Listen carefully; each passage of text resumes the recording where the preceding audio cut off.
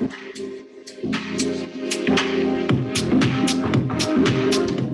2.0, Gordon and I are here with Dave from Dave's Archives on YouTube. Dave, welcome to the podcast. All things nostalgia tonight. Brought out the Michelob Classic, which is really hard to find now. Yeah, thanks for having me, guys. Really happy to be here. It's gonna be a lot of fun. And by the way, I'm drinking a little rye whiskey here myself, so good times. Yeah, I'd like you to start out by talking about Dave's Archives and how you came up with the idea to start this channel. Yeah, for sure. So I started uploading videos probably in around 2014, 2015, somewhere around that range. But before that, I had been starting collecting vintage media, dead media back in the early 2000s. And it was just kind of a thrifting thing I started. I loved antiquing with my parents when I was a kid. And I saw this old stuff I remember having. And one of those things was a laser disc. And I remember one of my ex-girlfriends, her family had this fancy laser disc. And I was like, dude, this is so cool. So I saw it at a thrift store in mid 2000s and didn't buy it. But that's what kind of caught me on that bug of getting this old media and finding material that is essentially dead that no one really bothered transferring. A lot of this stuff, which is really fascinating and kind of like treasure hunting for me, is finding material on old tapes, old formats that never really got put on a DVD or went to cable or something like that. That's just kind of forgotten. And that's the whole fun about it, is finding this treasure.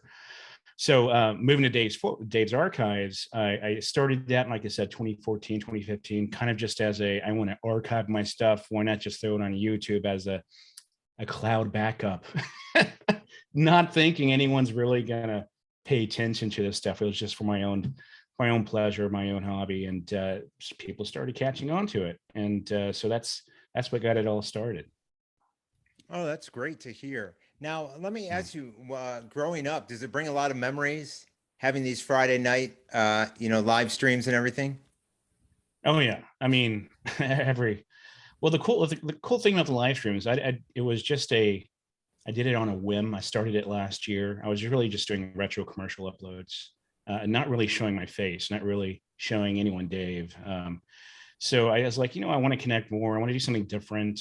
So I tried live streaming, and it surprisingly, a lot of people enjoyed it. The format where I just kind of do my stream, hang out with a drink, and watch this old stuff, and then we start reminiscing, and I see the chats going, and people start getting excited and talking about it, and I'm like, dude, this is actually a thing. So that's what really got me excited about it. And nostalgics, talking about nostalgia. Yeah, I every time we have a live stream, it's nostalgic this, nostalgic that, and I remember this, I remember that, and do you remember this? And do we even have this in the grocery store anymore? Stuff like that. And it never, and no pun intended, it never gets old.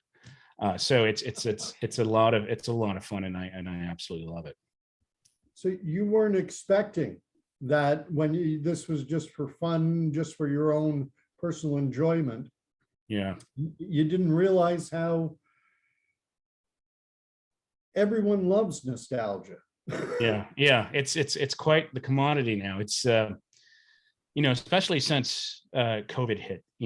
That's when things really started ramping up, and people started reciprocating the excitement about the good old days. You know what I mean? Everyone's cooped up, and it was really a good time for me to just kind of let loose. Even though I started last year, we're still in the ending phase of the whole thing, and it's just a blast. And I still, every Friday, I wasn't expecting to do it every Friday. It's like, yeah, I'm going to do it once a month. Once a month at most, maybe once every 2 months. But the way it was received, it's just I just love hanging out with the folks, the community, and people who just love nostalgia and retro commercials. It's a badass time, honestly speaking. Yeah. I'll tell you something. Watching your podcast, watching your Dave's Archives. What amazes me, and I wonder, did you do this consciously or did it just come about organically? It's the way you engage with your viewers, with your audience, with your subscribers. They're typing away in their comments. And I know from studying up on it, is that when people are engaged with in social media, on a podcast, on a live stream, on anything like that, as soon as having that guy on the screen say, "Oh, great comment, Dave," or "Oh, I hadn't thought of that, Bill," or "Jane, that's amazing." Well, you just sent dopamine rushes into their head, Yeah. and that you do not get from watching television or a video or anything else. Yeah, it's that sense of the unexpected, really, hitting those kind of old memory banks that no one really thought they were going to tap back into, and it's kind of this rush, the emotional rush, really.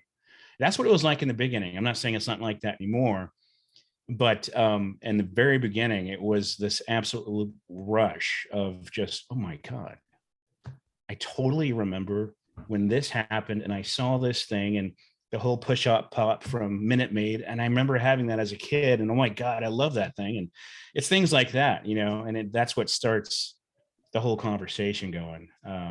It's a pretty awesome time for sure. Well, even the thing like the Minute Maid is, I grew up in a city. I don't know what it, and you'll have to tell the listeners after I speak what it was like in your city, but I grew up in a city where like fast food joints and stuff, restaurants, stores were going out left and right. Like it was a thriving city, but you'd lose like Godfather's Pizza, you'd lose all these nostalgic places like that. And one thing that brought to my attention is you always mentioned the push pops. I had those too, the Minute Maid ones, but the Minute Maid soda, we went like years without having Orange Crush. Like once they took over and had Sunkissed, Orange Crush could not be found for like 15 years. And with us, with the Minute Maid, like every once in a while we get Fanta. And so I'd be amazed, when I saw Fanta on the shelves, and now Minute Maid's ceases to exist. Yeah, it's true. I mean, these things come and go, but some things you just, you grew up with. The cool thing is that some of these brands are bringing back some of their old styles. Remember, like Doritos, for example. They're bringing back the original nacho cheese and the same styling format in the bag and things like that. That's pretty cool. But I'm glad they're doing that, and I'm glad they're making a buck off of it and getting us guys with it. But I still, it's really cool that we get to kind of relive those small moments. But it's true that the things that have died, they're died, and there's a lot of collectability around it too. I mean, you can pick up a lot of these things. People keep the cartons, the bags, and they sell them on eBay. It's pretty cool.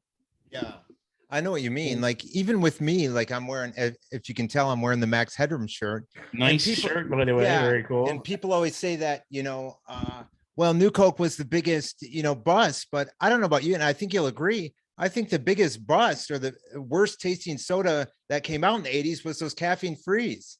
Like Pepsi free, caffeine free Coke. Yeah, caffeine free sucks. Yeah, it's funny because when I was like 5, my dad owned a pharmacy and he sold his pharmacy. And I remember we drove out west. We went to Yellowstone, and when he left the pharmacy because they had a Coke machine there, we had a huge fan. He brought a case of caffeine free Coke. I mean, like, because it had just come out. It's garbage. I'm sorry. Dude, that's so funny. Because at work, when someone throws in a bag of like decaffeinated Folgers, it really just makes me upset. It's like, dude, why? Why are you doing that? Stop it. Yeah. I'm a little older. I think I'm a little older. I know I'm older than Mark. I'm guessing you're in around Mark's age somewhere. But do you guys remember Wacky Packs? Oh yeah, I used to collect Wacky Packs for sure. I probably, if I had some vintage packs, I could probably, an unopened pack of those cards, God knows they got to be worth a few $100 at least. Well, the cool thing about Wacky Packs. So when I was a child in back in Friendswood, Texas. So I in my room, I was like, I don't know, 4 or 5. My parents gave me these packs of Wacky Packs. And what I would do is I would take the stickers off. I didn't even bother reading them. I'd take the stickers off and pop them on the door. And then once they're all on the door, then I would look at them and just like, oh, this is so cool. This is just like the can of soup. And that looks like the detergent my mom uses. And they did something weird with it. And that's cool. But I totally loved Wacky Packs when I was a kid. They're a lot of fun. They still sell those. They kind of reinvented them in a tangible format. So they've recreated the actual products in these miniature boxes, bottles and even the toys. I think they're all kind of this wacky toy line type of thing. You can find them at Target, by the way. Really cool stuff. Yeah. But years ago, 1977, for Christmas, I got Mattel electronic football. Oh yeah, I remember that game. And then probably sometime in and around the year 2002, 2003, Mattel relaunched it. And it had the exact same programming, the exact same everything, but they changed the screen to from LED to now liquid crystal display.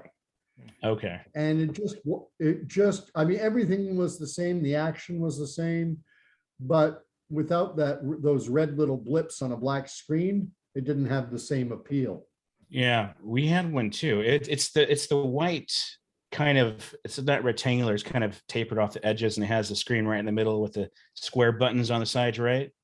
Yeah, up, down, forward. Yeah. Kick, a little slide button for off, Pro 1, Pro 2. Right. And yeah, I had one too as a kid. Yeah. Little bleeps and blorps and you moved up, down, and forward. yeah. And then you just go da da da da da, and the blip would go across the screen and reappear, and cycle. It was through. actually a fun game, wasn't it? It was a lot of fun. I wore mine out. Okay, was that fun? Well, that was pre-puberty, so hey, we may be the same age. well, Mine was also pre-puberty. I'm 55. I'm 69. Yeah, there we go. That's a great one. I beat all of you. No, I'm 46. You got me by almost a decade. But hey, it's kind of in the same range. It's kind of in the same range. Yeah. Oh man. No, because what's neat for me is I grew up in. I spent time growing up. I spent 5 years growing up in New Jersey. Spent a year growing up in Portland, Oregon. I was loving watching one you were doing. You were talking about the local commercials. Oh man, those are awesome. And I remember those so well. And you don't see them now. You don't. Now they're gone. Those they're gone. Local guys with their car lot, with their restaurants, with their small businesses, and the local ads are pretty awesome. I didn't appreciate them in the beginning, so I would avoid recording them. I was like, I just want the mainstream national ads because that's what I remember. It wasn't until I start to get the palette, for all the nostalgic ads and stuff, you start to appreciate. It's like, I'm tired of the national ads. Let's get to the local ads. This actually didn't start until like a couple of years ago, honestly speaking. I did an ASMR video and I used nothing but local late night ads and those, 1-800 buy it now infomercials, which are also a lot of fun. And I put together this, I think it was a 2-hour video or something like that. And a lot of people enjoyed it. And then when I was putting it together, I was like, man, these ads are actually pretty hilarious. I mean, they're pretty, we're gonna never see this again. That's for sure. No one's going to go out and upload them and make a big deal out of it. It's because they're all local and regional to these small towns and cities. I have a great bunch of ads I just recorded. I'm just going off tangent here, by the way, that I recorded. And there's this pizza ad based out of Florida, and they had like 3 different variations of their, I guess you could call it a campaign for their local regional ad campaign in Florida and South Florida. And I think it's called Big Eds or Big Owls or something like that. And it's this Italian dude, and he's got this like Jersey, New York accent. And I later found out that a lot of people, by the way, retire from that side to the Florida side from that area.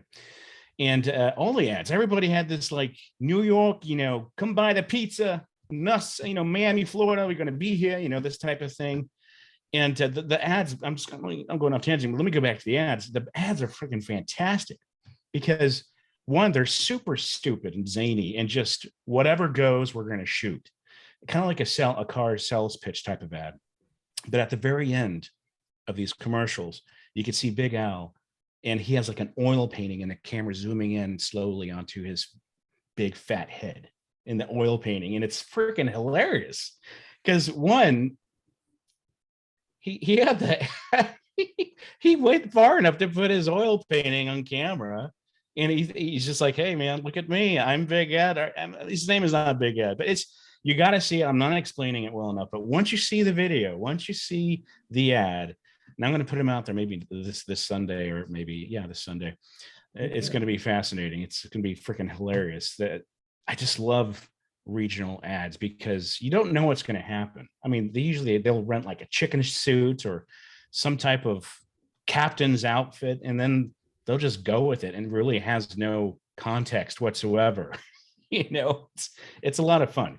I love local ads. I adore them. They're awesome. Yeah, we had one from West Michigan, and it was Grand Rapids Singing Telegram. And it was just great. The guy was dressed like Captain Kangaroo, and he's like, hello, my little chickadees, come in. It was just, everyone remembers it. When you go on these, archives groups for growing up in Grand Rapids, everyone remembers the Grand Rapids Singing Telegram. Yeah, it's a bit. It's like a bit, and then it sticks, and then they just keep wearing this absolute stupid suit. But it's fantastic. It's kind of like, Ray Stevens, him and his little, touch my nose with the sailor outfit, or the captain's old pirate outfit he wears, which is, I love it. It's so bad, it's so good. And the other one too that you've aired a lot of times, and I remember from when I was in LA, even, was the Cal Worthington ads. He's a big name over there in California. Cal's a legend. He's actually not just California. He was very prominent in the southern state as well, in the southern states.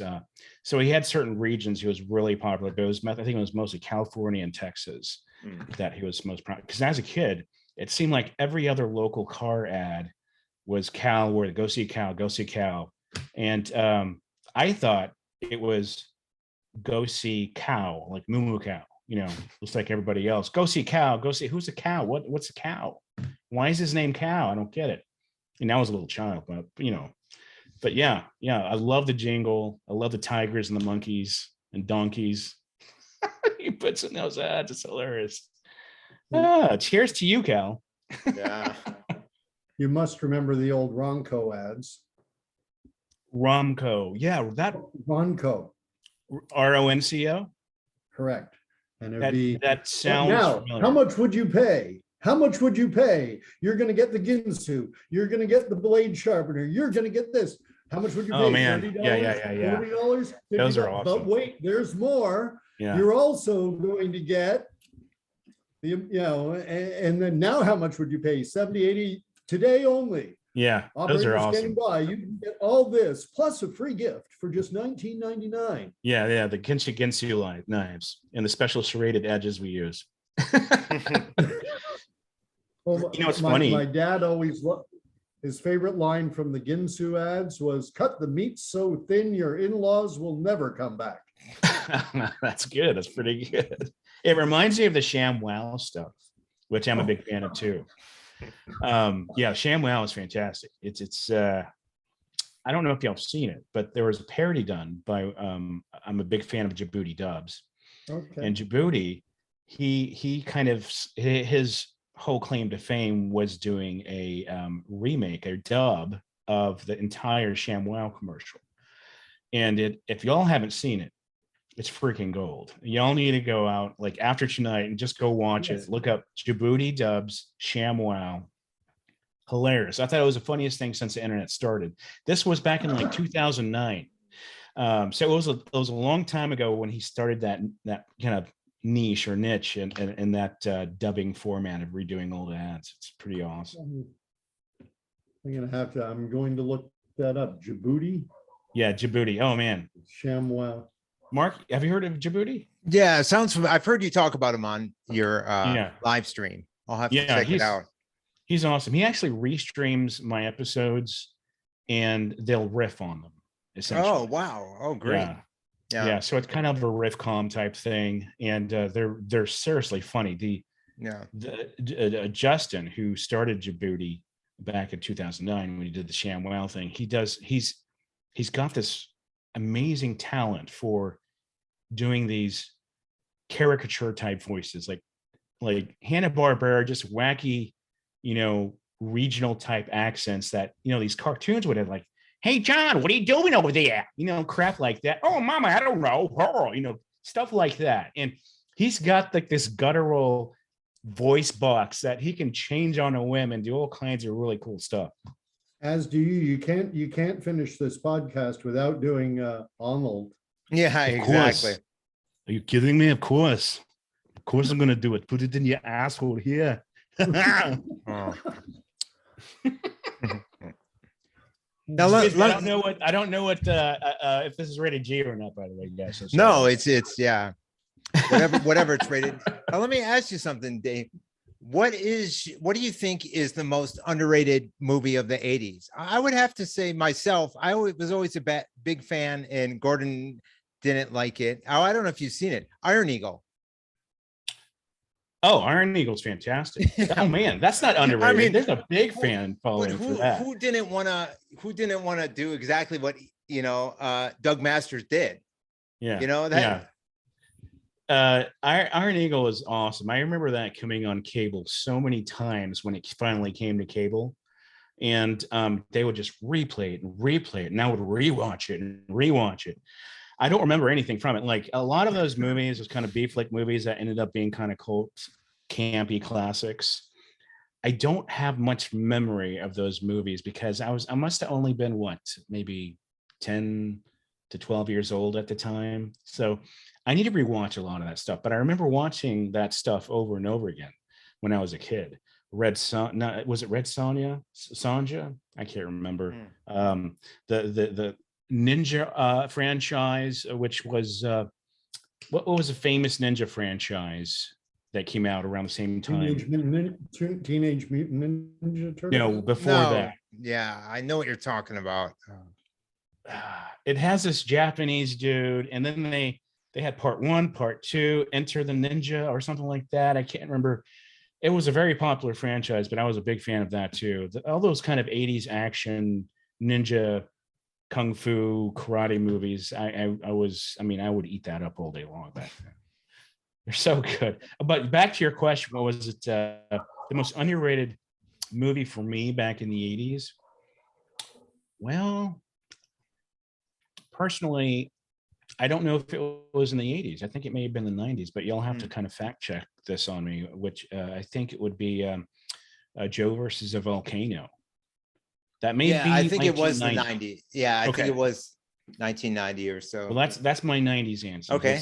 Let's go to 80s. So if I think about the 80s. Oh, okay. Heart beeps. Heart beeps. You didn't even know what that is. Ha! Gotcha. Yeah, you did. Y'all need to look this up. So heart beeps. It really had. I saw it on cable, and as a kid. And they replayed that one a lot too. And it has some fantastic actors in there. I just can't remember their names because I'm horrible with remembering names, Mark and Gordon. But just joking. But y'all need to watch Heart Beeps. It has this guy that was in the show Cheers, and then he was this famous comedian with a lot of controversy around him during the 80s and 90s. He went on a talk show and he challenged wrestlers on live TV. Not ringing a bell? Okay. Well, this guy, he has a very good history. Cheers. He briefly, and he talked like this on SNL, like someone from a different country. That sounds real familiar. Oh, you're talking about Andy Kaufman. Yes, Andy Kaufman. That's okay, right. Yeah. So Andy Kaufman was in this movie. Anyway, it's a really good movie. Basically, it's about these robots who venture off from their duties and they want their own lives because they romantically fall in love with one of these two robots. And then there's these other robots going after them that look like these mechanized tanks. And they all have their own unique personalities. It sounds really stupid the way I just explained it, but it is really, really good. If I watch it again, it would probably be an absolutely horrible movie, but nostalgia wise, I'll absolutely love it. Yeah. Heartbeeps. Check it out. You're reminding me there was a movie with Gina Davis where she played an alien. Gina Davis, Alien. But it was a campy 80s teen trying to get laid comedy.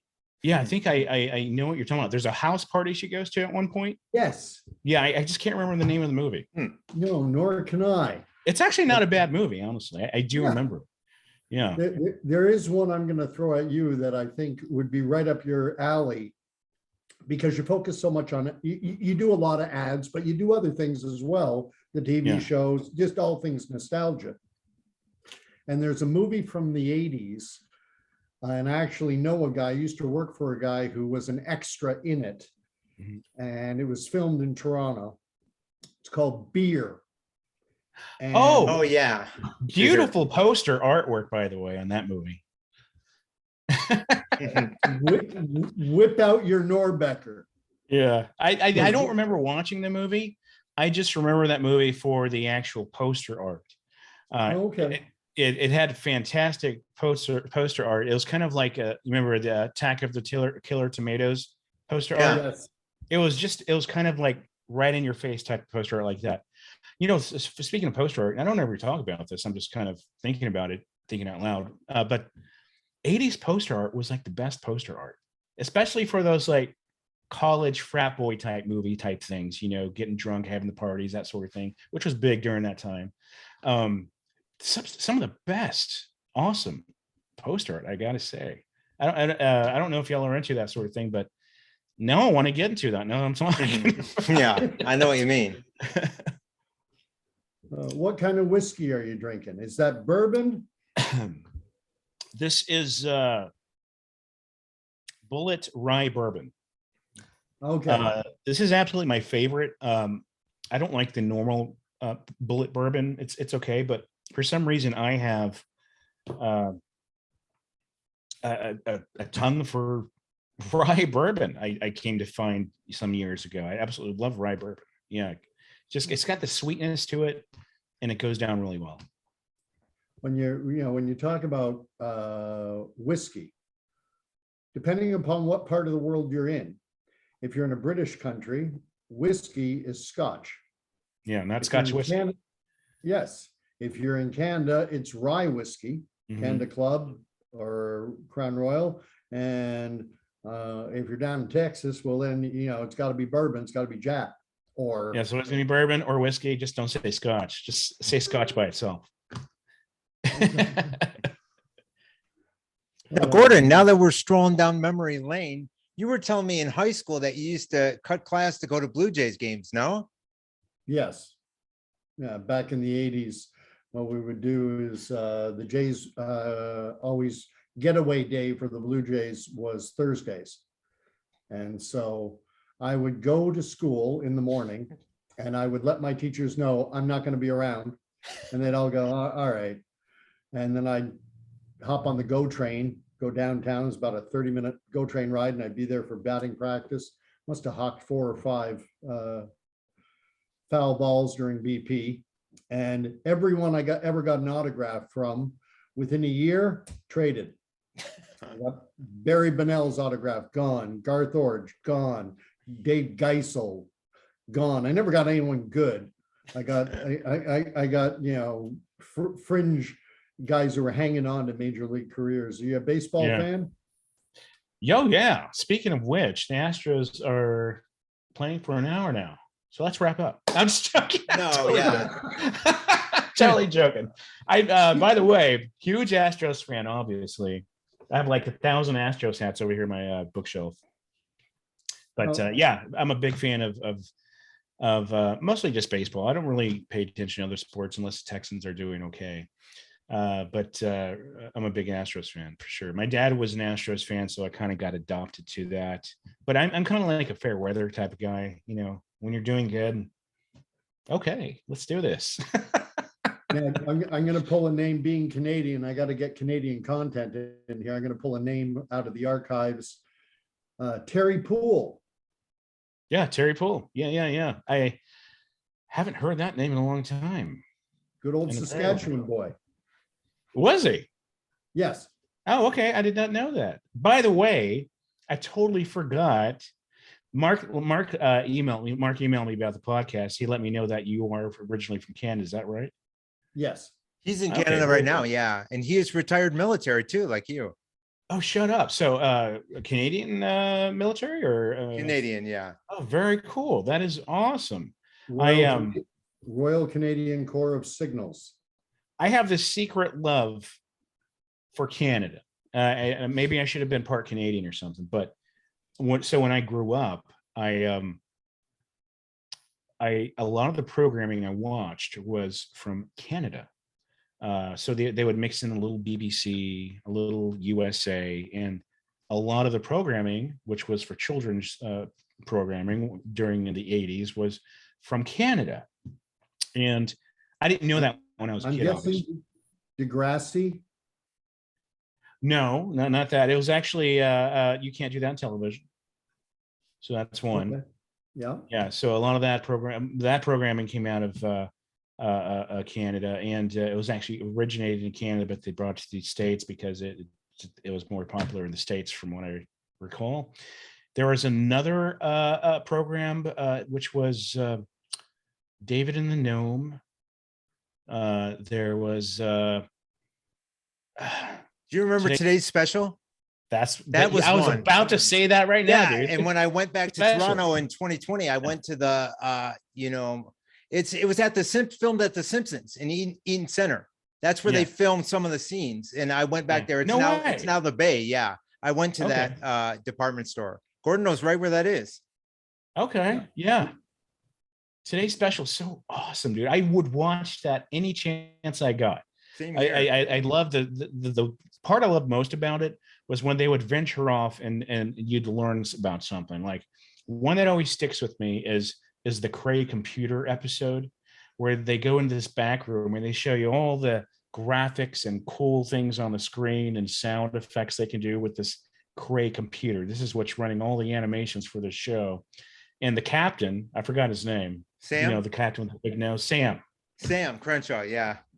Yeah. He would be the one. He was the one running the rig, and I was like, dude, this is so cool. I think that's what really got me into. I work in technology as a moving, by the way. Oh, okay. But I think that's what really got me into technology, was watching that particular episode. But that's a fantastic show. I felt so bad though for Jeff not being able to leave the store. That it was a mannequin, and he was not able to leave the store, Gordon. Yeah, he was stuck, dude. He was stuck, like, and he put on his hat, and that he could come to life when he put his hat on. Yeah, every night we're mixing a case of wine and rosé, and why is that? He's stuck. Here's the thing with myself. I'm going to go back into the archives for me.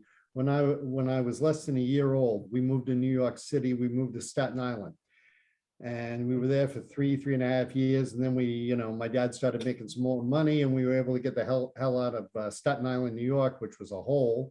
And we moved to Boyden County, New Jersey, which is gorgeous. It's beautiful.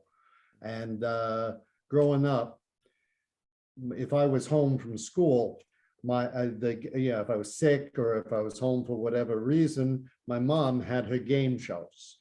And the game shows were Gene Rayburn and Match Game. And of course, then you had Price is Right with Bob Barker. And what was the big prize? You win a brand new car. Oh yeah, those are always the best. And then when I was 9 years of age, we moved to Burlington, Ontario, and I saw such a massive difference, because now I'm watching Canadian game shows like Definition, and today's big winner, Bob, will receive a year's supply of Sunlight detergent. Shut up. That's horrible. That's awful. It was pathetic. I'm watching, and it's like, wow, our big winner today won $78. The Jelly of the Month Club, the gift that keeps on giving. Yeah. So, were you originally from Canada, or you were from the States and then moved to Canada? I was born in Canada. When I was less than a year old, we moved to New York. Made our way across to New Jersey. I spent a year living in Oregon. When I was 12, we moved back permanently. Okay. So I have a question for you. Sorry, Mark. No, go right ahead. I want to get to you in a second, Mark. It's not about me. It's about you guys. So, Gordon. Okay, I hate to ask people this that are from Canada, but I'm a big fan of Trailer Park Boys. Big fan of Trailer Park Boys. How much of that is actually representative of that Halifax area? I mean, honestly speaking, because I don't want to offend anyone by asking that. But now that we're on the show, we're having a couple drinks. It's not just the Halifax area. I can't, that represents Northern Ontario, rural Ontario, New Brunswick, Nova Scotia, PEI, No way. Newfoundland. Oh, I'm telling you there, if you comes down to my trailer, I'm gonna pop open a case of beers. We're gonna have them. We're gonna give her, okay? That's awesome. Absolutely. I just love it. I don't know why. And I want to have a pepperoni stick when hearing you say this, Well, the best thing now is we have a premier in Ontario, which is like the governor. Yeah. And our premier, people have taken to scrunching his face just a bit and sticking on Bubbles glasses on his face. And having awesome. I tell you boys, we're fucked now. Oh yeah. I didn't say the word. I said I tried to do. I can't do Bubbles. Yeah, Bubbles is awesome, man. Either. Bubbles is awesome. Yeah, the whole casting on that show is just perfect. I just love that show. That show, by the way, is actually it's in the process, I think, of starting to become a nostalgic show. Like I said, I think it started in 2005 with the very first film. I think it was shot in monochrome or black and white or something. It was kind of like not really a pilot, but just a personal project. And then it moved to the first series, which was, I think, 2010 or 11 or something like that. I can't remember. Well, that show was almost what I will call, and I think you will appreciate this because what you said off the bat, it almost seems like you've got nearly 100,000 subscribers. You got somewhere around 100,000 people subscribing to your channel. You watch your show. I don't know whether to call it a podcast, live stream, whatever the term is. And, the engagement is incredible. Getting drunk on Fridays. Pardon? I just call it getting drunk on Fridays. But I'd almost call you an accidental success because you just did it for your own personal enjoyment. And then, and that is how the Trailer Park Boys started. I didn't know that. Okay. They had they were just making a little, show for local, kind of show with their friends. And then it caught some attention. And next thing you know, they got a cable deal. And next thing you know, they're international stars. Yeah. And what's somewhat annoying is it gives this great impression of, got to go to Canada, eh? And because love that accent. I don't know why. So, Dave, let me ask you something. Have you had, other than Danny Glover, have you run into any other celebrities? Because I always seem to pop into celebrities. It's funny, where I work out here in Scottsdale, Rob Schneider moved here. So he's shopping where I work all the time. The other day, the guy, Frank Fritz from American Pickers came in, and I'm like, oh my God, it's Frank Fritz. That's pretty cool. And then it just vanished. I'm like, I got to give him my card. I got to give him all my podcast. And then it just vanished. Yeah, but I keep on running into people, and it's funny because I worked on, in TV as an extra for 10 years. Oh, no way. Where are you based at? You're in California? I'm in Phoenix. I moved from, LA to Phoenix a few years back, but I was working on all different TV shows. And I've mentioned on the podcast before, one time I was on this show, Grandfathered, with John Stamos, and we're doing a scene. It's a Cure concert. It's not the Cure's not really there. It's just a faked out scene. Right. And he goes, no, I'm sitting right next to him in the scene. He taps me and says, no offense, kid, but I think we should have someone that looks like the Cure next to me. He goes, you'd have a better shot in the front. What show was that? Grandfathered. It was on Fox a couple years ago. It sounds just like a bit. I remember. Maybe they stole it.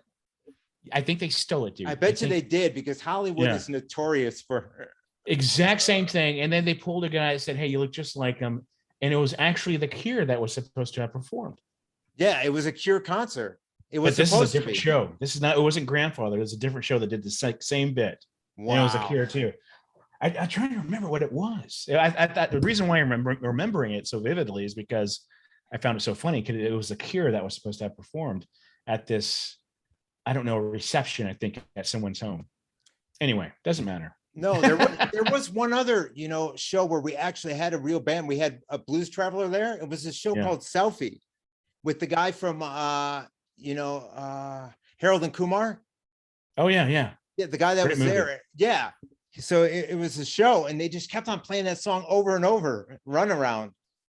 Why you want to give me? And finally, by the end of the day, we're like, okay, we're over at Warner Brothers. We're like, finally, by the end of the day, I think we've had enough of the Runaround. How old is Harold and Kumar now? That one's That movie, the original movie. It's probably 20 years now, isn't it? Like 2005, 2003. Yeah, somewhere in there. I think so. I can't believe it's getting that old, man. I just remember it. It seems like still a cool movie. Like I'm not cool enough to be one of those guys in those movies, but it's almost like it's over 20 years ago, right? Yeah, it's got to be. Holy hell, that just blows my mind. That just blows my mind. See, it's things like this when you're talking about nostalgia, and then time goes by so quickly that it's like, I can't believe 1995 was only 28 years ago or whatever. What is it? Was it 28 years ago? Yeah, somewhere around 27, maybe. Anyway, it's just things like that you start thinking like, I don't know. Where did time go? It's just it's crazy. What are you going to guess? Dave, what's your guess for Harold and Kumar? Give me a year. Top of your head. Let me guess. Okay. Off the top of my head, I want to say 1992. I mean, no, 2002, sorry. 2002. Mark, what's yours? I'll say 2004. I think you're right. Mark. Mark rang the bell. Bet on the. Oh, wow. Okay. Very good. Yeah, I was thinking 2002 is a little early. Unless Wikipedia is lying, which is entirely possible. Yeah. So that's what? 15, 16, 17, 18 years. 18 years, guys. Man, it's just crazy. It was such a, riding the tiger in the jungle with and who was the other guy and I was still in my 30s. Yeah. Yeah. Doogie Howser. Not Doogie. Oh, yeah, that's right. Neil Patrick Harris. Yeah, Neil Patrick Harris. Yeah. That's right. It's funny because, I was working on TV shows when he had that show, How I Met Your Mother.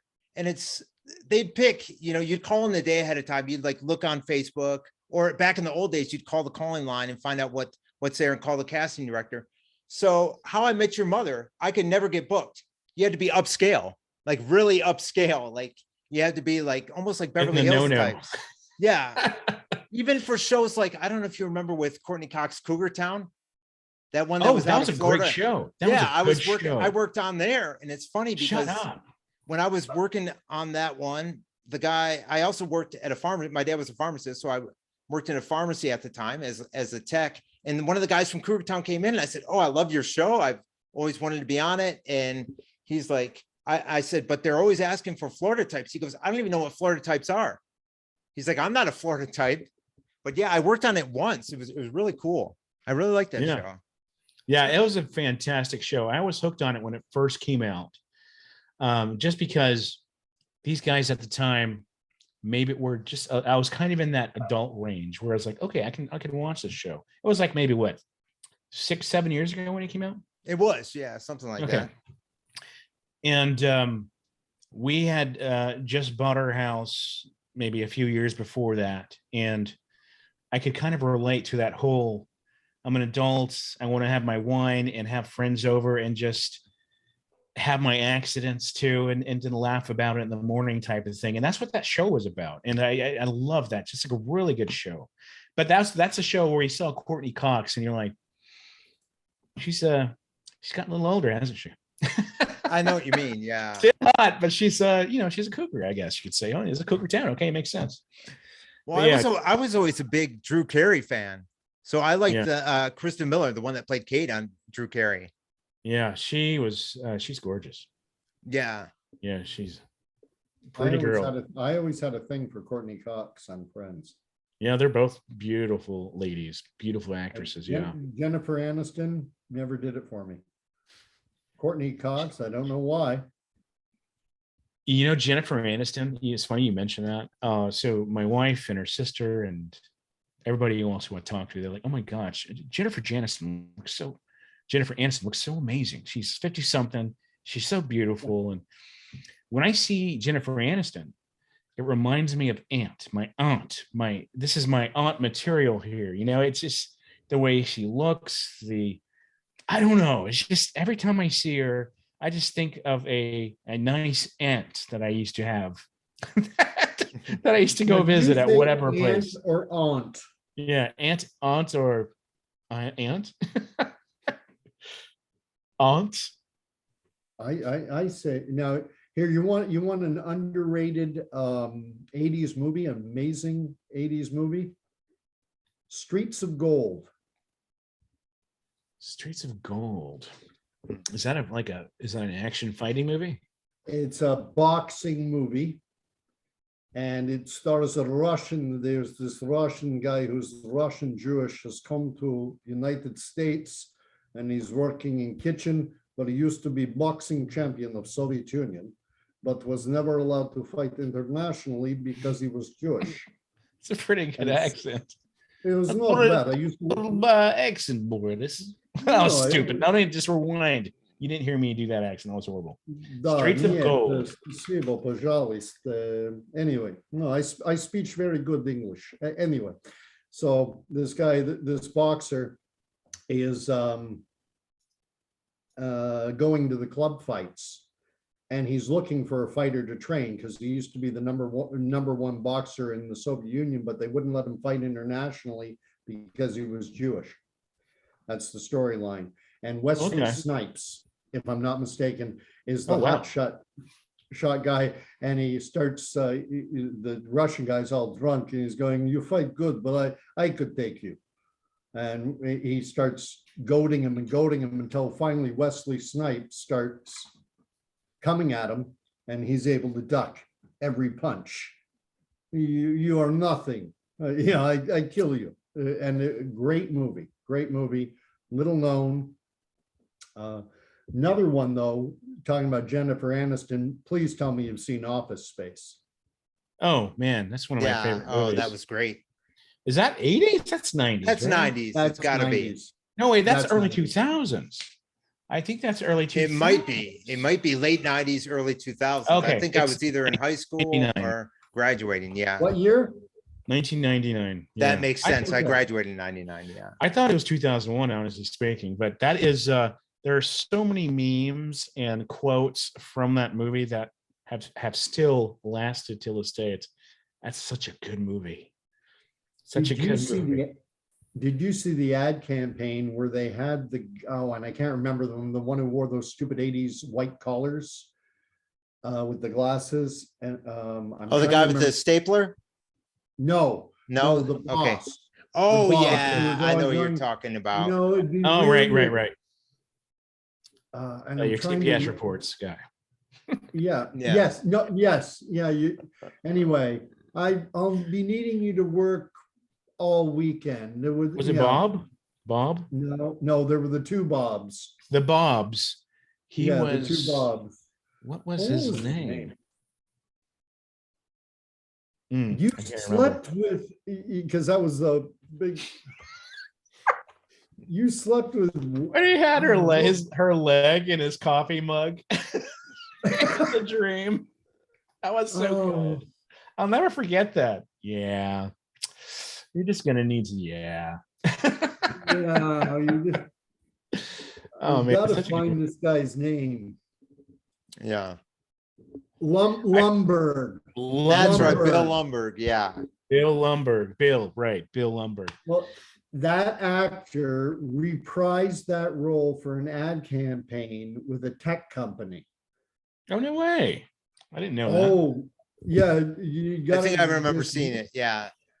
you've got to watch those ads because he's sitting there, he's going, yeah, we need to have more meetings. And I'm going to need you to come in. I'll come in and work all weekend.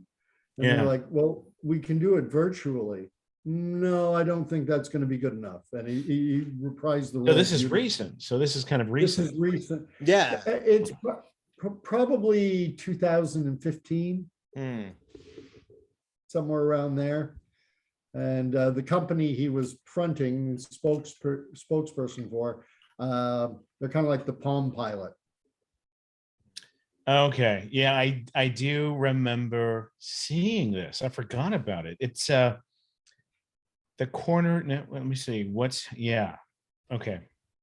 I do remember seeing this vaguely. It was a very quick ad. Yeah. I think it was streaming or something when I saw the ad. I can't remember.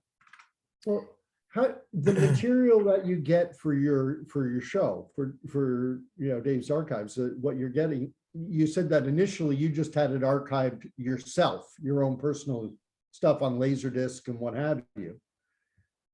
But where are you getting your stuff now? Are Fans and such, right? So yeah, Laserdisc I wasn't really archiving. It wasn't until I moved into VHS and really Betamax. I started off with Betamax. Wow. Back in 2011, I was on these tech forums, these video tech forums, and I remember going to an estate sale, and at the estate sale, there's boxes and boxes of tapes. I couldn't find anyone to give it to, and I was like, oh my god, these don't look like VHS. Why are they so small? Well, I at that time I didn't know there was a size difference with Betamax and VHS. I knew the two formats, and I didn't take any of the stuff home. But that's what kind of started me doing the research, and from there, I was starting to buy anything I get my hands off Betamax related off of eBay, and I was buying lots of boxes, not like lots, literal lots, but a lot. This sounds stupid. A box of tapes, a lot of tapes. Does that make sense? Dave, another sip will do it. Huh? Another sip will do it. Right. I'm trying not to confuse people because I want to say a lot of tapes, but it sounds like I'm saying I had a lot of tapes, but it was a lot. Anyway, I think people will get this when they hear it. So there's a bunch of tapes. I was buying bunches and bunches of tapes on eBay, and they were all Betamax because I was fascinated that Betamax came out way before VHS. And with that, you're pretty much guaranteed to get 80s material, maybe even some 70s material, which I was most interested in at the time. And that's what I was doing. So I was going on eBay, buying these Betamax tapes, trying to find whatever I could off of them. And it was very hard in the beginning because most of the tapes that I would buy had zero commercials. People were stopping recording. And I think I was just unlucky in the beginning because after like another year of trying to find tapes that had stuff on them, most of the tapes had ads. I was just very unlucky. And then I started trying to find machines I could play these at the same time. And I was very unlucky with that. I almost gave up on the whole dead media thing altogether. And here's a little story why. Before Betamax, I was getting into CED. Y'all know what CED is? No. So CED is it looks like a laser disc, but it's in a plastic enclosure the size of a laser disc or size of a record sleeve. And is this Panasonic? No, it's originated by RCA, I believe. And maybe not RCA, but some American company back in the early 80s. And it was a format that played movies off of vinyl records. Go figure. Yeah, really interesting. So you not only can you hear music off records, you can actually watch video images off records. Now the quality was very poor. It was like it was like VHS, but it had a lot of static because any bump in the grooves or anything would create like some type of line artifact. It was a horrible media. But long story short, I was not very successful with getting CED players to work because they use a record mechanism to play the movie. And so when you ship it to somebody, in most cases, when it arrives at that front door, it's not working, because it uses an arm and a needle inside this enclosure.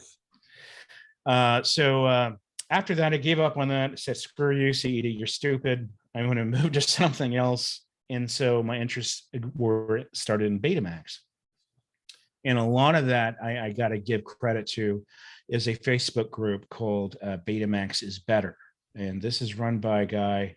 Are you familiar with this? Well, no, I'm just familiar with the fact that everyone back in the 80s said that Betamax was the superior format. Yeah, that's funny that you mentioned. I never even get thought about it. But yeah, it was a superior format. And the main reason it's not because it came out before VHS is because it had more lines of resolution. So it had a more clearer image, and it was on a smaller tape. So not only was the tape smaller, take up less room, had a better image quality. The problem was it it was more expensive, and two, it didn't play as long or record as long as a VHS tape. VHS was always one step ahead as far as recording time and things like that. But Betamax was always superior. But the thing that got Betamax in the end, it's, the killer of Betamax in the United States, it was because of the porn industry. The porn industry started trying to make deals, cutting deals with both Betamax and VHS during the 80s, saying, hey, we want to be exclusive to this format or you guys. And Sony kind of turned them down. VHS was like, hey, let's do this. And so when porn started coming out on VHS, the sales just went skyrocketed. And not only with that, VHS was also cheaper than Betamax as well, despite it being lower quality. So going back to your original question, so the tapes I originally got or received were by my own means of purchasing them from eBay, going to yard sales, going to estate sales, things of that nature. I did have my own collection of VHS, though, for my dad's little collection. Now, Dave, go right ahead, Gordon. Well, okay. Are people now sending you stuff? Yes, thank God. I mean, so there was a period that maybe 2018, somewhere around there, that I couldn't afford to buy tapes. It was becoming too expensive for me. Literally, I would go into auctions and people would drive up the price for just 10 tapes to like $100. And I was like, dude, I can't do this anymore. I was still going to yard sales, thrift shops, and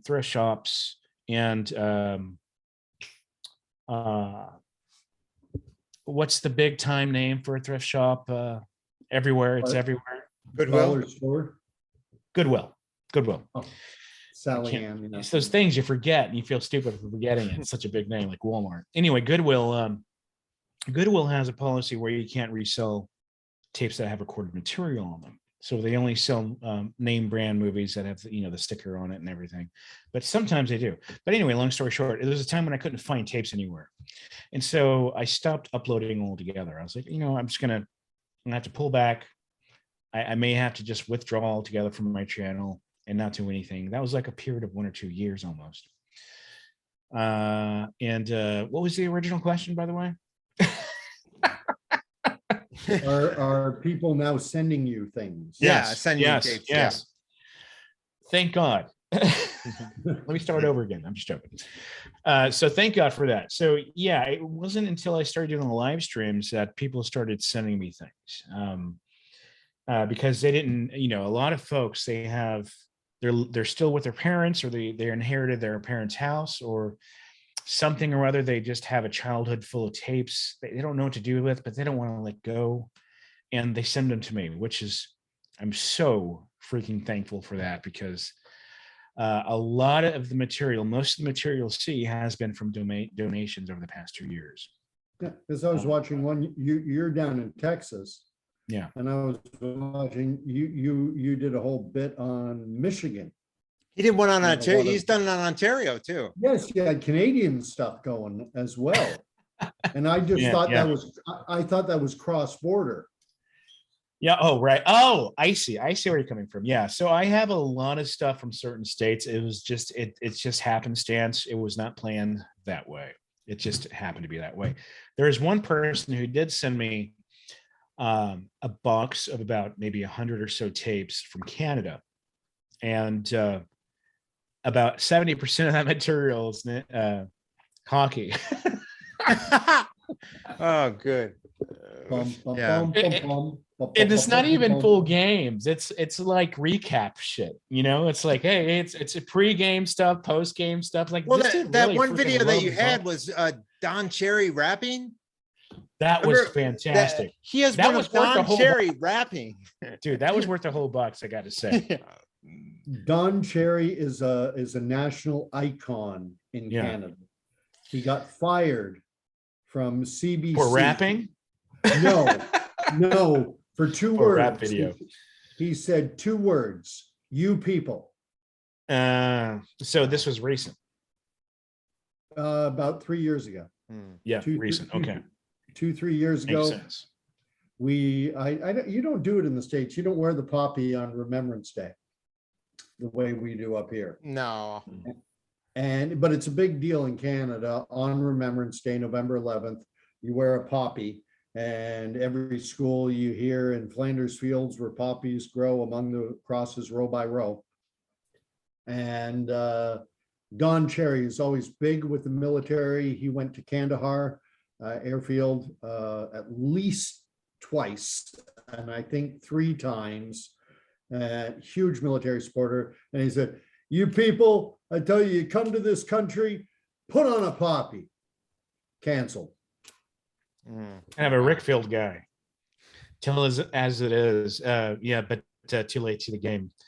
Yeah, that I didn't know that. So I don't know much about him. I didn't even know who he was until someone said, oh, this is this big guy you recorded for this rap video. And that was like, what, 2 months ago? Somewhere around there? Yeah. Now, Don Dave, Cherry?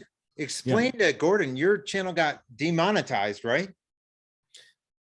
Yeah, man. My channel got demonetized as soon as I put it up, honestly speaking, back in 2016 or so. I got when I first started the channel, I was including some bumper material and snippets of shows, and I still do snippets of shows. I don't get hit for it anymore. I think we can have a different discussion about that, but I think YouTube, I'm not necessarily going to say they play favorites, but in the beginning, I got strikes immediately. And this was for stupid stuff. I mean, really erroneous things that just don't make any sense. But there was a stick commercial, a shaving commercial. There was Johnny Carson snippet that I had for literally maybe seconds, things of that nature. And I was at the point where my channel was going to get taken down. So when I went in and I deleted all that material, and I was very cognizant of what I put on my channel from that point forward, especially with those type of brands. And then I started testing the waters again. I was like, let me see if they're still doing this. They don't really do that. Now, what YouTube does now is they'll send me this. It's really interesting. They'll send me a pop-up while the shows or while the video is being uploaded or while I'm doing a live stream. And it's usually like, hey, just a heads up, you may get blocked for this, but you're not going to get taken down. Just want to let you know that. I'm like, okay. And it's like this very unique little bar that pops up briefly and then it goes back down. So I don't know what they're doing. I don't know if it's, hey, you're a small YouTuber versus a larger YouTuber and we're going to treat you differently. But in the beginning, it was a lot harder for me. But now that I've established, I think, a pretty good audience for such a niche type of thing that I do, they don't do that as much anymore. I haven't gotten a strike in years. It's really funny. And so I'm going to keep at it. Please. Yeah. Yeah. I found myself years ago clicking on to old, I'd want to, I mean, that's the great thing about nostalgia. You come across something, you start thinking about an old actress like Adrienne Barbeau, and you're going, wow, I wonder if I could, and you find a Johnny Carson app, she's been a guest on the, and then you watch it. And what's amazing is the commercials come on. And at first I was like, oh, skip ahead. But then I started watching the commercials. I'm going, oh my God, I remember these. I remember Good to the Last Drop. I remember Where's the Beef? Yeah. Oh yeah. That one. I remember my aunts and cousins joking around about that commercial. And hey, Dave, where's the beef? Oh, I remember that. It was like it's things like that where you took it off air and you inserted these quotes into normal daily lives and laughed about it, which is pretty cool. Speaking of monetization, you mentioned that earlier, and I didn't really address that. Yes, because most of my content is commercials, even though I talk about the ads in a lot of my videos and my live streams, because most of my content is strictly just the ads themselves, and I'm pretty sure most of them don't have any copyrights, because no brand's going to bother copyrighting something from 1980 that's relevant from their today product, right? I'm not going to pay $7,000 a month to keep a 1984 ad copyrighted. It doesn't make sense. I know most of these commercials, no one's going to copyright them because they're irrelevant. They have no purpose in their product branding and marketing of today. It would cost them millions of dollars. Any brand like Coca-Cola, it would cost them billions of dollars to have to copyright ads from every single month, every single day, every single year from the past 40 years, right? So most of that stuff has not been renewed, I'm pretty sure, but they can still claim it. And I could dispute it, and then it'll go to this litigation type thing. But who's got the time for that? I know I don't. I'm sure they do, because they have people on staff to. But so it's there's this big fat gray stripe of area that kind of blankets all of retro nostalgia things that have no real copyright on them, but it's just hearsay whenever someone claims it, because they can do that. And the YouTube will say, well, if it's coming from the source and they say so, then I'm going to go ahead and copyright it. Anyway, going back to my channel, no, I can't monetize zilch. I can't do subscriptions. I can't do super chat. I can't get paid for anything I do. So what I try to do to help build up my channel is I try to get sponsorship as much as I can. I've done it in the past. It doesn't really pay anything. Really, all the fundage that comes towards my channel to keep it going is the tips. And the donations. Call it what you will, they're both the same. But anyone who goes out of the way to put in a few coins into that bucket of mine, that's what keeps the channel going. Everything else, I don't make anything. This is not I don't make any living off of this, even though that would be amazing. Wouldn't it be amazing to do what you love? Oh yeah, get paid for it. Freaking amazing. But what I do that'll never happen, unfortunately. So it does help stand up some of the overhead. It's like the things I subscribe to make this channel, the format of the channel, the things I do with the channel. So that is a big help for sure. And to all the listeners out there, Dave is looking for an old bottle of Zima, right? Unopened. Holy crap, dude! You have no idea. You know what's funny? I would kill Zima for was a bottle the of first Zima. drink. Like you, my parents were divorced, and the first drink that I had, I was probably like 12 or 13, was a Zima. My dad's, Zima was the craze. That sounds Mark, like psoriasis. It sounds like eczema. I've never heard of this drink. It's a malt liquor, a clear, yeah. So you would have been in your 20s. Okay, you probably would have been around 28 when Zima came out. I know because I knew this for a fact because I was around 16 to 18. But Zima was like the craze as it's not a beer, but it's not a wine cooler. It's kind of like in between, and you can do whatever you want with it. Throw some fruit, throw some extra liquor in it, and just have a ball because the glass shape is so unique. But it was such a good branding product, especially for the young folks. I remember we would I remember in like my senior year and right after I graduated high school, Zima was like the thing. Everybody was bringing Zima with the blue labels on them.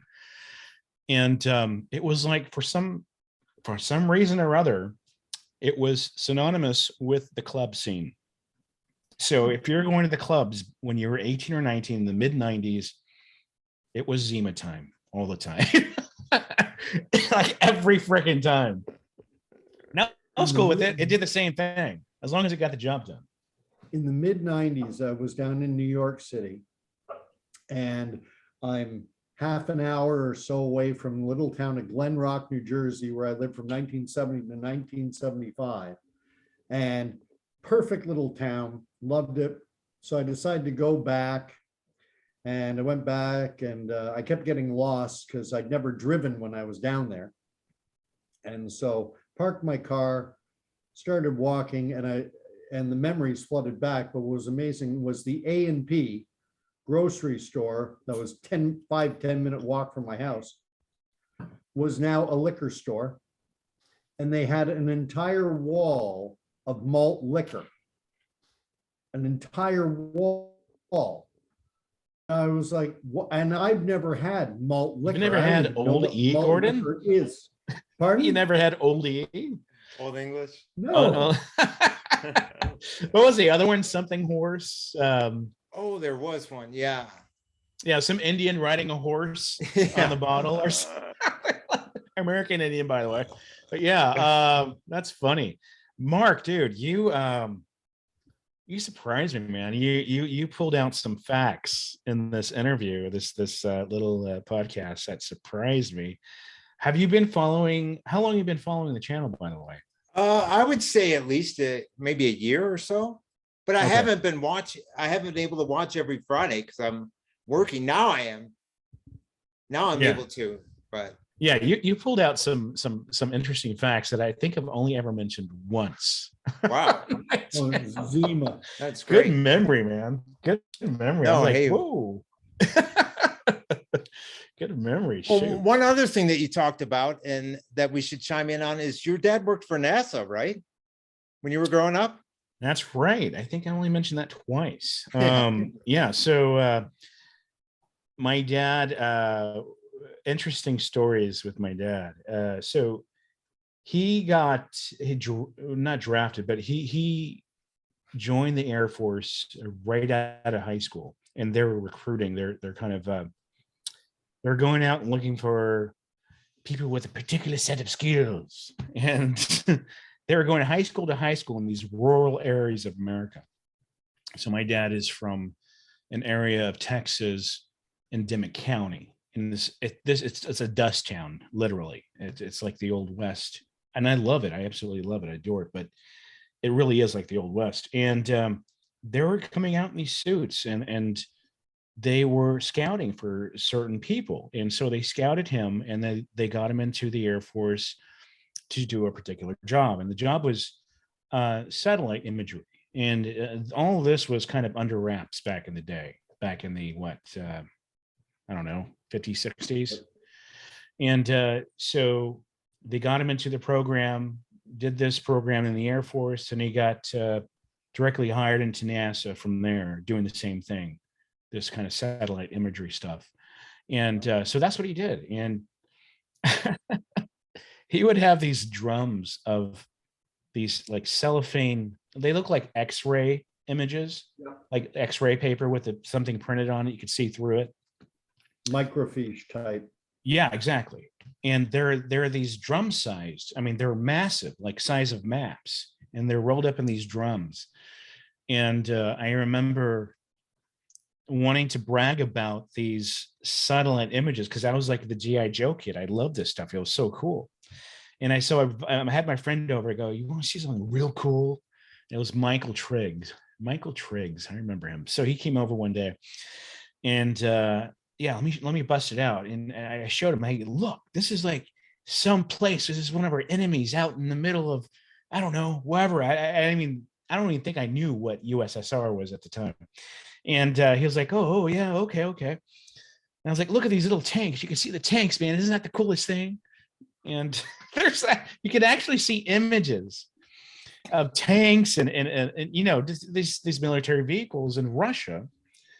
And I just didn't know that it was highly confidential stuff. And so he goes to his dad, and his dad comes knocking on my dad's door, our door, our family, our house door the next day. And he's like, hey, John, my son told me that you have these images of these military, you know, tanks and aircraft on these giant maps that you can see through. And I'd be interested in looking at them. Is that true? And my dad, I saw him answer the door, and I was standing right behind him. He goes, I don't know what you're talking about. My son has, you know, my son has a vivid imagination. I don't really I have no idea what you're talking about. It's not true. My son is just probably joking around. He goes, okay, but my son said he actually saw them. He goes, well, my son just probably made some stuff up. I don't even know what that is. It was like a slick freaking 007 move he'd pull on that guy. And he closed the door and he turns around, he looks at me, and holy hell, I got the biggest spanking of my life. But you know what? It was worth it to tell the story. But yeah, so he had these satellite images in the garage. I had no idea, but I was a bad kid. When I was young, I got into everything he had. I remember he had a Fender Stratocaster type of amplifier. It was this really rare old Fender tube amplifier in his garage. And I noticed that he stopped playing on it, and he put it in the garage. So when I would go in the garage, and I would play in the garage a lot. And, you know, we'd have the garage door open in the summertime, and I would just play in there with my toys. And one stupid day, I decided to go out there and take the tubes out because they look so neat. That these little tubes, you know, and these tubes on these old machines, they're pressurized gases inside them. Yeah. And I took them out and I treated it like a water balloon, and I threw it on the floor to see what happens. And it made the coolest sound of a, you know, I was like, dude, this sounds so cool. It's like, man, it makes this really cool sound. The glass goes everywhere. And I took out all the tubes and I destroyed them all on the concrete floor of a garage. And holy hell. Anyway, I'm just reminiscing about the good old days. No, that's excellent. You know, you're reminding me of the good old days, because in 1968, we were living in Staten Island. My dad bought a 20-inch Sylvania Superset, the very first color TV we ever bought. And we had that thing until the 1980s. And it had those vacuum tubes in the back of it. And back in the day, you would either have a TV repairman would come to your house carrying a toolbox the size of a suitcase. Yeah.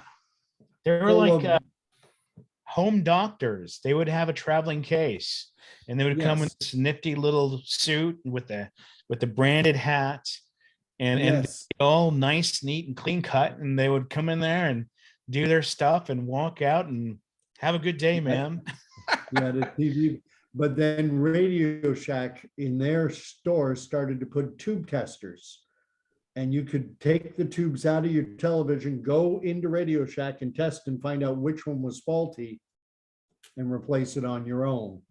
Yeah. And then my dad was a big time Radio Shack guy. That's the only reason why I got these hats, really. It was, so I remember when we would go out and do our shopping at the malls and the strips when I was a child. But my dad always, in most cases, he always stop by the local Radio Shack on the way home. My dad's big into electronics and you know, fixing and repairing little electronic doodads and things like that, and getting these unique specific cables and adapters for whatever radio or whatever he was working on at the time. But we go there all the time. And that's what Radio Shack was known for. It was kind of the place where you go where you can't get stuff at the big box stores. You know, it was all those really unique radio electronic type of little things.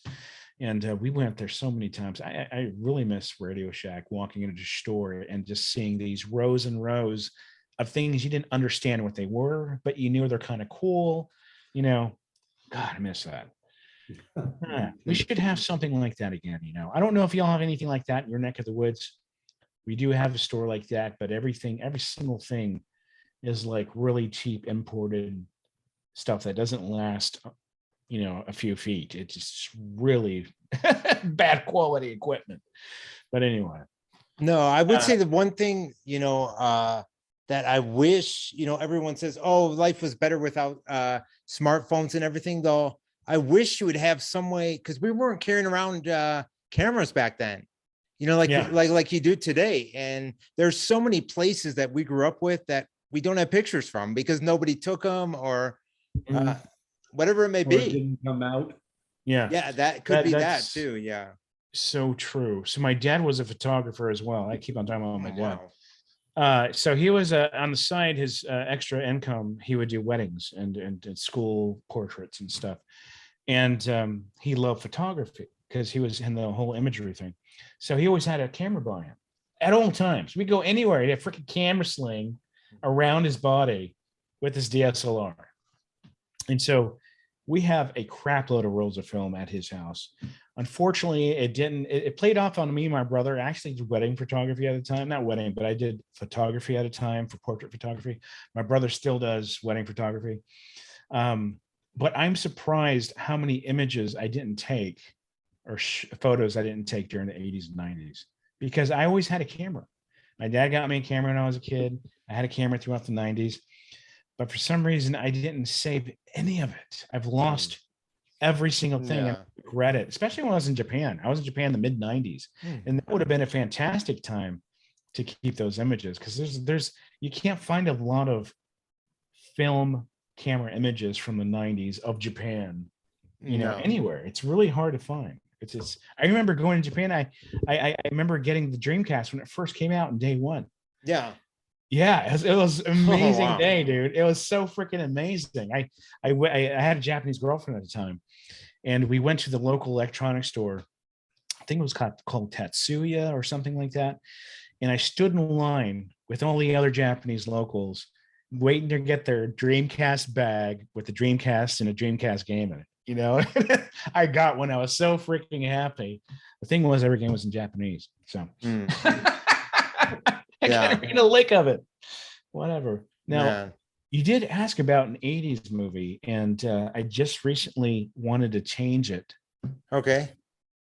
But I forgot what it was. So keep going. No, you're good. Yeah. Man, there were so many good 80s movies. Remember, were you a fan of Real Genius at all? Val Kilmer? Love that movie. Popcorn. I adore that movie. You know what? I had a crush on that nerd girl with the oh yeah, the she overalls. was awesome. Yeah, she was awesome, dude. I had a crush on that girl. I mean, Mitch. I was He was the young Mitch. Yeah, I know who you're talking about. What was her name? I don't remember, but she was so cute. I love that. Was movie. it Allie? I love that movie. I'm trying to think. The popcorn in the house. Yeah. My favorite line. My favorite line from that movie is the young Mitch is walking back to the dormitory carrying a load of books, or someone's carrying a big load of books. Yeah. And Val Kilmer has just made a big discovery, and he's so excited, and he runs and he says to the guy carrying all the books, "Want to see a quick example of gravity?" And he pulls his arms apart. Oh, such a good scene. Yeah. There's so many good scenes in that movie. You know what? How much time we got, by the way? Because I don't want this to end anytime No, soon. well, I'll be right back. Yeah. Oh, what was her name? Jordan, maybe. Jordan. I'm looking on IMDb. I think it was Jordan. It is Jordan. Yeah. Showbiz Pizza, by the way. Showbiz Pizza. Oh yeah, I grew up going there for birthdays and such. We should talk about. It was great. That. Oh my God. Datsun. There you go. You know, there's nothing like a nice Datsun 280Z. That's classic. A 280Z. Yeah. 280Z, right? A 280Z, of course. Yeah, it's like She's Got Legs by that great group ZZ Top. Oh yeah. Man. Didn't one of them pass away a few years ago or 2 years ago, like that? One of them, yeah. Yeah. Yeah, they were touring actively for a while. Yeah. It sucks. But yeah, I love ZZ Top. I love what's the other Cajun rock guy who's considered one of the best guitarists in the world. Mark Knopfler. And Mark Knopfler is amazing. Oh, he is But it's great. another guy. He's more southern. Can't remember. It doesn't matter. Anyway, Mark, what were you asking before? Sorry about that. Oh, you were talking about Showbiz Pizza with your hat. Now you switched over to Datsun. Yeah, man. Showbiz Pizza, dude. Some of the best. It was so much better than Chuck E. Cheese, too. Oh, so Chuck E. So I didn't know this. I had to do my research. Chuck E. Cheese came out before Showbiz. And then Showbiz went into financial problems, and then Chuck E. Cheese started buying them out. Yeah. So it was kind of weird, but Showbiz are the guys who started the animatronics. It wasn't. Chuck E. Oh, yeah. The Rock-afire explosion. Yeah. Right. And there's this documentary about it, and it's a fantastic documentary. I don't know the name, obviously, because I don't know any name anywhere, because I don't know why I'm just built like that. But the documentary is fantastic because the creator of the animatronics went to this CES tech show back in the late 70s or early 80s, and he showed off this animatronic rat in this glass box. And people were exhilarated about his robotic design because it actually had these robotic, movements that were like a human. And then the Showbiz Pizza franchise was very interested in this novelty for their future stores, and so they hired him on to build a cast of characters, the band, the Rock-afire band, and that's what he did.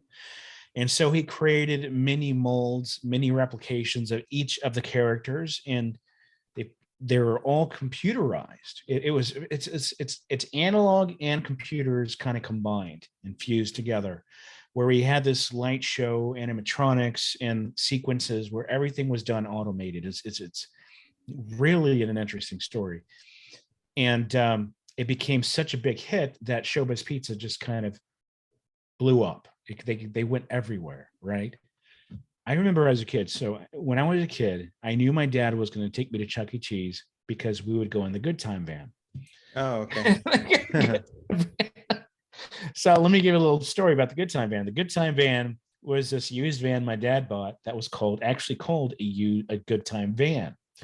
It was back in the 80s. They had these big box vans that they would convert into these lifestyle type of vans where they would have captain's chairs and lighting around the roof and maybe a TV with the VCR in one corner, and it was the back seat can convert to a bed. It was one of those kind of vans. And he bought this used van, and anytime we took that van on a weekend, I knew we were going to Chuck E. Cheese because he would have a cooler in back. He would like to have his own, whatever. Did I just say that? Cut that out. Anyway, so we would go to Chuck E. Cheese, and that happened. And I remember driving in every time we go to Chuck E. Cheese, I remember it distinctively because you would see these big, bright, round, incandescent lights around the Chuck E. Cheese logo. And you would see these these massive two double doors that would open up front. And when you go in there, the first thing that hits you is three things. It's pizza, people, the smell of people, and the smell of beer and cigarettes, which is like the most wonderful smell in the world, I gotta say. I don't know if y'all recall this. So there was a time when we could eat food and smoke in the same place, right? Yeah. And there was a distinct smell to it. It wasn't really great. It wasn't really bad. It's just what it was. And it's one of those smells, and smell, by the way, is it's the sensory that hits the nostalgia parts of our brain the most out of any other thing that we can recall. So anyway, so that smell would make me recall these memories. Not into that smell would make me recall, Chuck E. Cheese every time I go there, and it would blow my mind. It's just kind of, I can't compare this to anything else that we have today.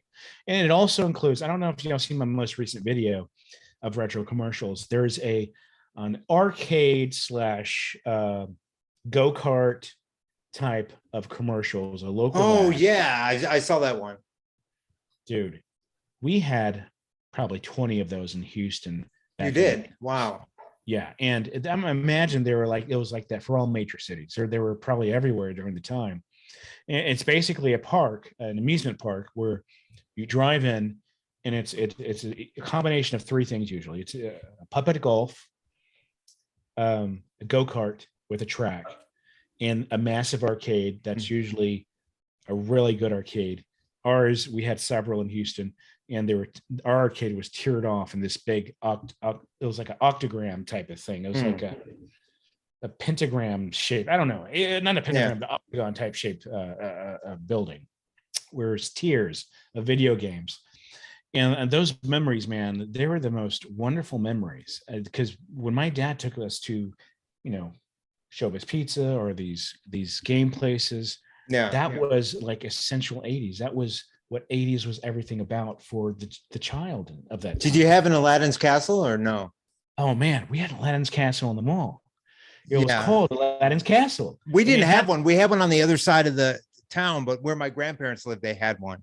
So yeah, Aladdin's Castle was awesome. The cool thing about Aladdin's Castle was really the marketing they had behind their branding, and it was you would know immediately it was an Aladdin's Castle because of the logo. It was just this big. It was kind of what's that Disney? Aladdin. I can show you the world. Yeah. A whole new world. Yeah. It was like the font of Aladdin. It really was. Yeah. And red. And when you got there, it was all in neon. It was so freaking big and bright. You knew what you're getting yourself into. It was like, okay, this is a video game place. This is Aladdin's Castle. This is it. This is it. We're gonna get some game on. Man, I totally miss those days. And the one thing I remember most from Aladdin's Castle, was the coin exchange guy. You all remember that? Yeah, I know what you're talking about. The coin exchange guy. He'd walk around in his Aladdin Castle getup, as kind of like a flight uniform and all blue. He'd have a cap on, and he'd have this big belt with this giant metal quarter exchange type thing where he'd punch in your change and give you the correct change. He'd take your money. He was the change machine, essentially. Yeah. And it was just fun days. And he'd also monitor and kind of walk around the arcade, make sure things were working right and no one was causing any trouble. But man, those were the days, dude. I just miss that so much. It would be so amazing if and no time travel is out of my, it's not going to happen as I'm alive, right? It's not going to happen in my lifetime. It could, but I'm not going to have enough money to do that. But anyway, what would be really amazing is if virtual reality caught up to where it was like the Matrix. Okay. Where we could program it in. Take any vacation at any point in time in our own past and relive those memories. And based off our own data banks. Yeah. Because this is basically a giant hard drive. Yeah. And then relive that. But virtually, not just I know what you mean. Rewatch it, but interact within our own members. It'd be the most amazing thing. And I hope to God that this happens, because I tell you what, guys, I won't spend money on a plane trip to Hawaii. I'm not going to spend money going to some casino. I'm going to spend money in a great VR set. And I'm going to use up all my vacation time every year taking these long ass virtual trips to my past. That's what I'll do. It's a holodeck. Yeah, exactly. Yeah. You said it perfectly. It's essentially a holodeck. Exactly. Can you imagine if we had that? I mean, for real. People wouldn't even go to work. They just spend all their time in the freaking holodeck. I spent a year living out in Portland, Oregon. If I could freeze frame back, I'd be living in 1977, Portland, Oregon. Was Shakey's Pizzeria still around by the 80s? Oh, Shakey's. They're still there. They have them. Well, they have them in still around. California when I was there. It's not the same, I don't think, at all. Their quality.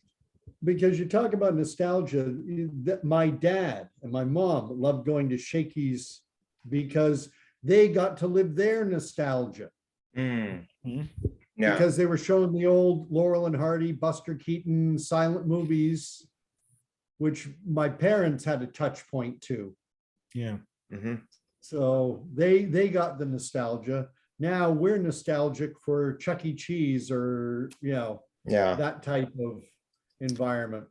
Yeah, it's definitely a generational thing. But the one thing I'm very surprised at is that when I go to my demographics on my channel and I look at the age, Yes. so the majority is between 35 and 55 for my channel. Wow. But a good portion of that is actually younger people between 18 and 35. A good portion of it. I think they've adopted the stories Of and their parents. the past from their parents, and they're more interested in that past than the current present, Well, which when has I a was lot to little- say about the times. Well, no, I don't think that I go back to when I was a kid, was the biggest TV show. I was a member of the Fonzie fan club, Happy Days. Oh yeah. And that was The Fonzie Club. Fonzie fan club. I was a member of the Fonzie fan club. Oh, Got a great. picture of Henry Winkler as the Fonz and his leather jacket on his motorcycle. Yeah. And that was my parents' nostalgia. Yeah, it's true. And what I love seeing is comments where younger folks will say, hey, you know what, this is before my time. I was born well after this year, but there's some sense of comfort in watching these. It's when you read those, you're like, wow. When you're seeing it from a third party's perspective, and they have been born after this thing was made, it really goes to show, and it proves a point that culture really, truly was different. Yeah. Things were really not the way they were today. Because everybody says history repeats itself. It's just a different time. It's just a different fad. But I have to disagree with some things because in some cases it really wasn't. It really, truly was a different time. A time that no one will get to understand unless they actually lived it. And, I really adore those comments because people who are interested in these old things, it really gives me kind of a peace of mind that it'll keep on going. It's going to get kept on passed on. That baton's going to keep getting passed on to these younger generations who are interested in it, which I absolutely love. So I'm trying to remember the movie, dude. Okay. Yeah. Let me grab a drink. Let me grab another drink. We need to drink to Fonzie. Yeah. I'm going to get a little refill here, by the way, Fonzie. Yeah. Here we go. I'll be Sure. right back to myself. I'm going to let the dog in.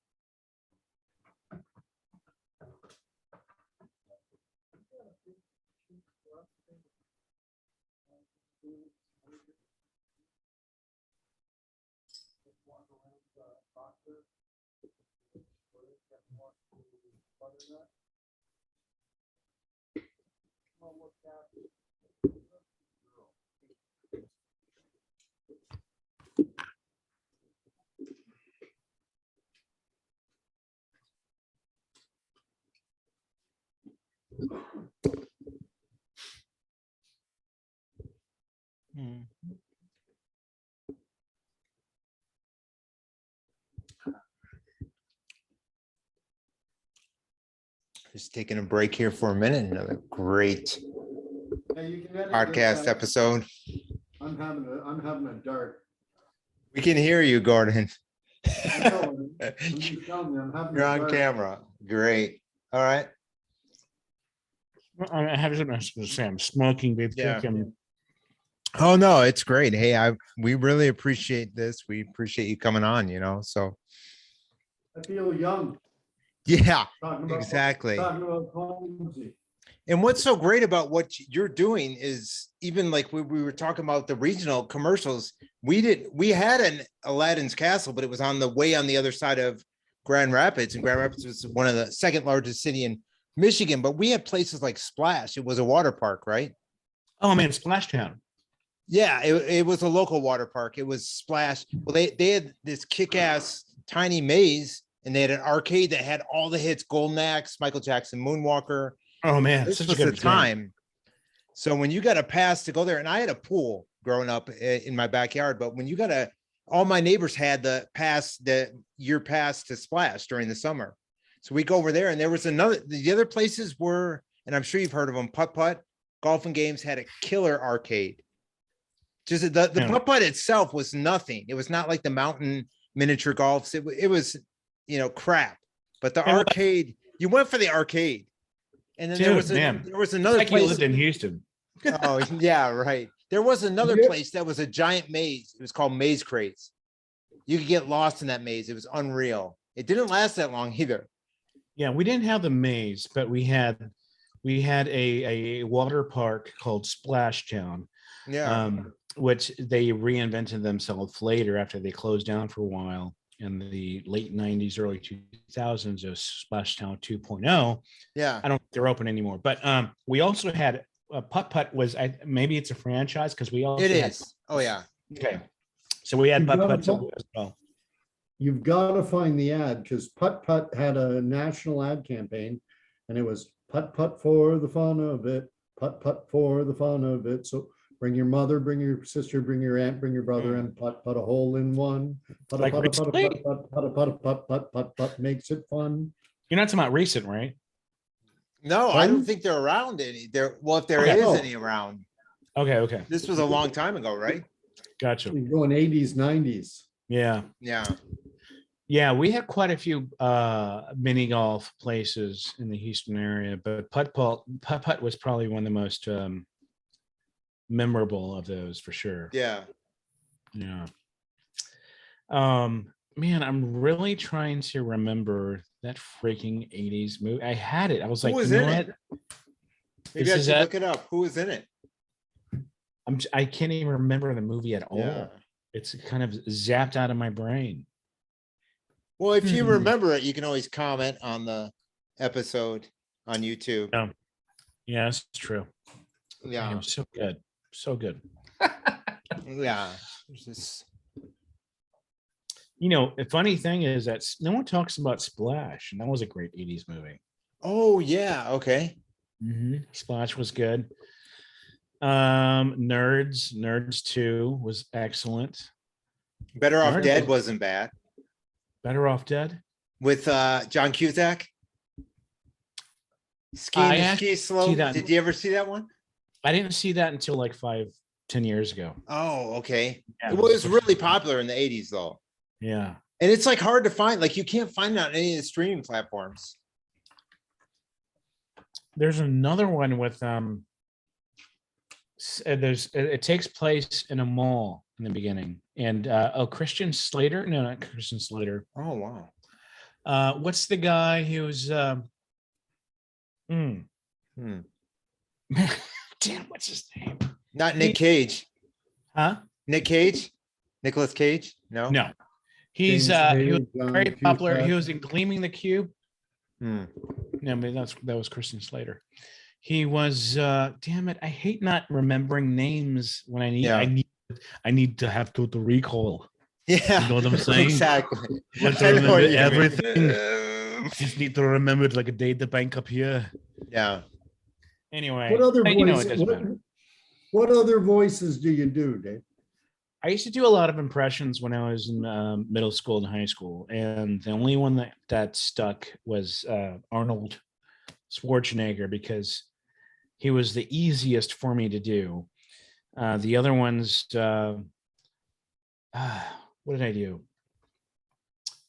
I did Arsenio Hall. I did Man, there's so many pop culture icons back at that time that I was doing. I just can't remember. And I was Okay. kind of like my thing as a kid. I was always trying to be the funny guy. That didn't last long. Yeah, the Arnold was the only one that really stuck because he really is. He's the most pronounced character,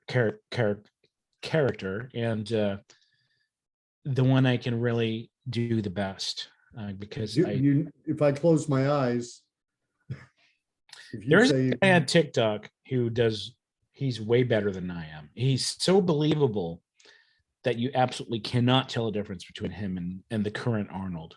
And he can do the different Arnolds. He can do the old Arnold, the Governor Arnold. He can do the Terminator Arnold.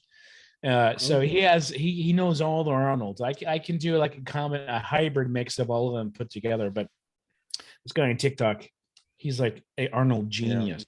People should hire him. But yeah, I love doing Arnold. It's fun. I'm such a big Arnold fan. I remember the first time watching Arnold was Conan the Barbarian. that's Yeah, my first too. big movie. And the thing that stuck with me is the lamentation of the women. Defeat, crush your enemies, see them before you, and have lamentation of the women. Cram, and he would do the sun and the moon. Cram, my God, the mountains are very high over there. And it was such a great movie. I remember watching that at my cousin's house along with Rambo 1 First Blood. Great movie, by the way. Yeah. One of my favorite movies. But yeah, that's how it kind of all started. And then him punching a camel in the face. Fuck you. And he punches a camel's lights out. I don't know if y'all remember that, but he punches a camel in the middle of this little shopping area in that part he was in. The second one I saw for Arnold. The first one was same as you, Conan. Second one I think was Terminator. Yeah. No, Commando. Oh yeah, was Commando. Fantastic. Remember? Yeah, I said I Commando. would kill you last. Oh yeah, that's right. I lied. What was the stupid quote he said when he knocked the guy out in the seat next to him on the airplane? He's feeling a little tired or something like that. He punches him and he knocks him out. And he goes, "My friend's feeling a little whatever." What did he say? I forgot. Oh, I only ever saw that movie once at the theater. It's such a good movie. Yeah. Bennett. Yeah, that's such a good movie. I remember watching that one when I was younger, mainly because of Alyssa Milano was in there. Oh, okay. As his daughter. Yeah, and I was around. I don't know what age I was at the time, but I was a young kid, and I remember her in being in a lot of shows at that time, sitcom shows, and so I could totally. I was like, oh yeah, this Alyssa, that's Arnold, and he's so big and muscular. I want to be like him. And his gun room was awesome. I found the name of that Gina Davis movie. Earth Girls Are Easy. That's right. Yeah. Wait, what was it? One movie we're talking about? Okay, was it Weird Science we're talking about? Was that the one with the well, no, we were talking Real Genius. Real Genius? That's what we were talking about. Yeah. We should talk about Weird Science because that's also a freaking awesome movie. I love that movie. Yes. I've been shopping at that mall that they went to over there in Chicago when I lived in Chicago. What? Are you serious? Like recently? It's out in Northfield. No, this was like 2005 to 2007. Okay. Although I was shopping at the mall that was in Bill and Ted's out here, but they closed it. The only thing that's there now is a Dillard's. Well, there's a Walmart. You can't enter the mall, and a Dillard's clearance center. It had been declining for years, but back in the 80s, 90s, it was like West Edmonton Mall, Gordon. They had an ice skating rink. They had everything under the sun. And that's where they filmed Bill and Ted's. They went there with, all those nostalgic characters. Well, here's an old movie. I think it's from the 80s. Did you guys ever see Lucas? Oh, that was great. That was the one where that kid played football, and it was Charlie Sheen was in it. No, it wasn't Charlie Sheen. Who was it? But It it was was a- somebody else then. but a Charlie Sheen lookalike. Oh, okay. When you can't afford Charlie Sheen in the Yeah. 80s, you know something's wrong. Yeah. But you know who was in that movie, who had a bit part in that movie? And Yeah. when she later became a big star, and I saw her in other movies later, I was going, where do I know that voice? Very distinctive voice, Winona Ryder. Oh, yeah. Winona- Okay. Yeah. Winona Ryder was a nerdy little girl in. Oh, Charlie Wicked. Sheen was in it. He No was the guy way. that played Cappy. Yeah, I'm looking on IMDb. Corey Haim was the kid. That's who it was. And Carrie Green was the gal, the one. But yeah, you're right. Winona Ryder was in it. What was the movie called again? Lucas, Lucas. Okay. 1986. Carrie Green was a big star too. You know, the wonderful thing about watching movies, about movies from the 80s and 90s, Yeah. is that many of them are so rewatchable. Like in Oh, today's for movies, sure. I just like want to watch it once. I'm done with it. I know Great what you movie, mean. by the way, but I don't really want to watch it again. No. But during the 80s and 90s, they made so many movies that had so much charm and so much memorable moments that you don't mind seeing them again and again and again. No, anything by John Candy, like Summer Rental was a great one. Oh, I don't know if so you good. remember that one. So good. The Great Outdoors. Yeah. Amazing. Any Chevy Chase movie, well, not any, but most Chevy Chase movies, Fletch. Fletch, Oh, he was Honey great. Farm. Vacation franchise. Yeah, so there's so many, and I can rewatch those over and over and over again. Also, who's the guy that was in the Burbs? Oh, Jim Belushi. No, Oh, the original one the wasn't. Burbs, the Burbs from 1990. Oh, let's see. Hold on. What's his name? Why am I forgetting his name? I shouldn't forget his name. He's like the biggest actor in the world. Oh, Tom my Hanks. God. Tom Hanks. Yeah. Jeez Louise. There How we can I go. forget his name? Tom Hanks in The Burbs. My God, that is one of my all-time favorite 90s movies. Maybe I think it was 1989 or 1990. so I'm not really 89. sure. 89. But you're right. John 89. John Belushi did one of those movies too. I remember. He was Yeah. with he was in a movie with it was either Dan Aykroyd or Chevy Chase where they were neighbors. Yeah, Yes. Yeah. that is it. Let's see what that one is. Or is a model toy plane or something. Yeah. It's a really weird movie. Well, I've got one that I bet you neither one of you have seen. Okay. Throw it at us. Okay. It stars Muriel Hemingway. Yeah. I don't even know who that David, is. she was in the movie the Personal Best. Gorgeous. Is that ringing a bell, Gorgeous. Gordon? Okay. David Ogden Steers, Charles Emerson Winchester III from MASH. Okay. Oh, wait. Okay, what character did he play in MASH? He played Charles Emerson Winchester III. The pompous guy. Yes, Okay. he was in it. Peter O'Toole was in this movie. Oh, wow. Okay. And it's called Creator. Creator. What year was that in? 1985. Wow. And, You got it. it. Yeah. And Mariel Hemingway was I didn't like her as an actress because she has this kind of this dog brow, weird piercing eye look in her face. But I've seen she was prevalent in a lot of these 80s movies. I remember that. Peter O'Toole, yeah. Yeah, I'm looking at it now. Let me see. You mind if I look at the trailer real quick? Let's see. No, here. go for it. Oh, play it. The big picture. That's it. Very big. He's not your run-of-the-mill Nobel Prize winner. I love Peter O'Toole, by the way. Yeah, same here. Oh, he's iconic in this one. Everything.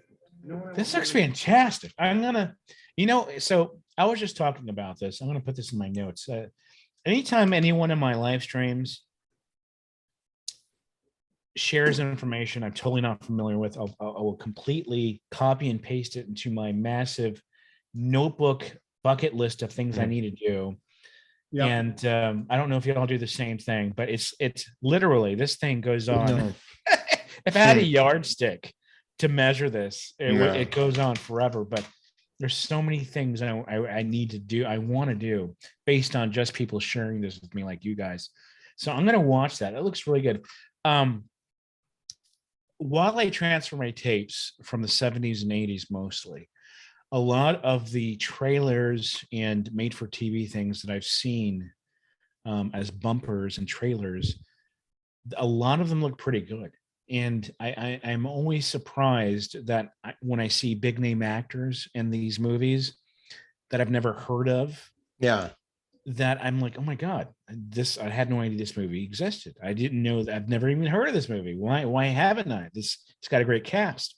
And so I make this list. Usually it's a mental list if I don't have a copy and paste to my notes. But yeah, this is awesome.